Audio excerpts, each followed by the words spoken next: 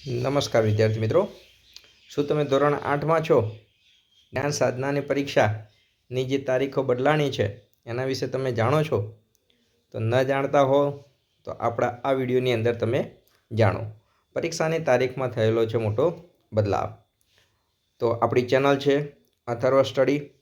આવા જ નવા વિડીયો, નવા ફેરફારો અને જ્ઞાન સાધનાની વધુ માહિતી માટે અમારી ચેનલને લાઈક અને સબસ્ક્રાઈબ જરૂર કરે.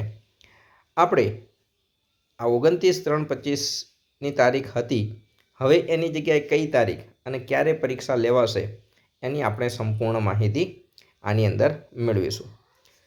હા, હજુ એમાં એ તો વધારે છે જ કે જે લોકોએ હજુ ફોર્મ નથી ભર્યા અને એ લોકો પણ ફોર્મ ભરવા માગે છે તો એમના માટેની પણ નવી તકો આની અંદર છે.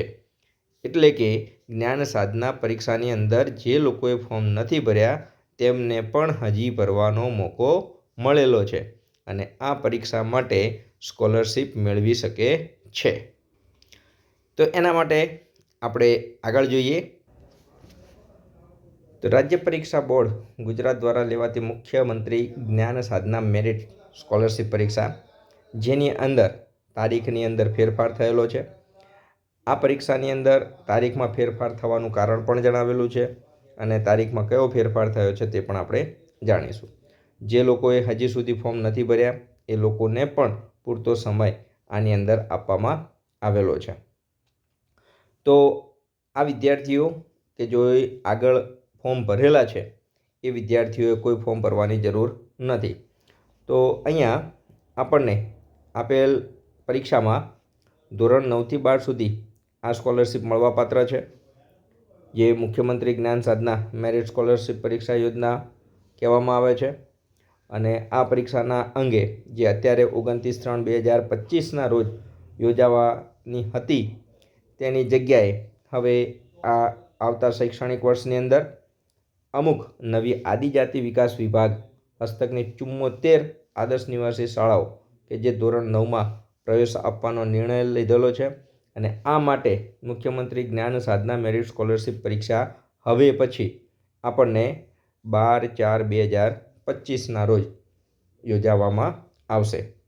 જેની અંદર જો કોઈ વિદ્યાર્થીએ અગાઉ ફોર્મ ભરેલું હોય તો એના માટે કોઈ જ નથી, પણ ન ભરેલ હોય તેઓ ઉપરોક્ત આદર્શ નિવાસી શાળાઓમાં ધોરણ 9 પ્રવેશના ઠરાવના આધારે ફોર્મ ભરવા ઈચ્છતા હોય તો એ વિદ્યાર્થીઓ સરકારી ગ્રાન્ટેડ શાળાઓ માટે તેમજ સ્વનિર્ભર શાળાઓના વિદ્યાર્થીઓ માટે આ 27/3થી લઈ 27/3/2025થી લઈ અને 7/4/2025 દરમિયાન ફોર્મ ભરી શકે છે. તો આનું ખાસ ધ્યાન રાખી શકે છે. આ અગાઉ મુખ્યમંત્રી જ્ઞાન સાધના મેરિટ સ્કોલરશિપ પરીક્ષા 2025 ફોર્મ જે વિદ્યાર્થીઓ ભરેલ છે તેમને ફરીથી આ ફોર્મ ભરવાનું રહેશે નહીં. આ ફોર્મ માન્ય ગણાશે. તો એના સંબંધિત જો માહિતીમાં ફોર્મ આપેલ ભરેલું ન હોય તો તમે આપેલ વેબસાઇટ ઉપરથી ભરી શકો છો અથવા તમારી જે તે સ્કૂલમાં અભ્યાસ કરતા હોય એ સ્કૂલ દ્વારા પણ તમે ભરાવી શકો છો. આવી જ માહિતીઓ તમારે વધારે જોવા માટે, વધારે સમજવા માટે તમે આ ચેનલને લાઈક, સબસ્ક્રાઈબ અને તમારા મિત્રોને જરૂરથી શેર કરજો, જેથી આવનાર તમામ નવી માહિતી તમને સરળતાથી અને તુરંત ઉપલબ્ધ થાય. તો આપણે ફરી એકવાર બધાનો ખૂબ ખૂબ આભાર. ધન્યવાદ. ભારત માતા કી જય.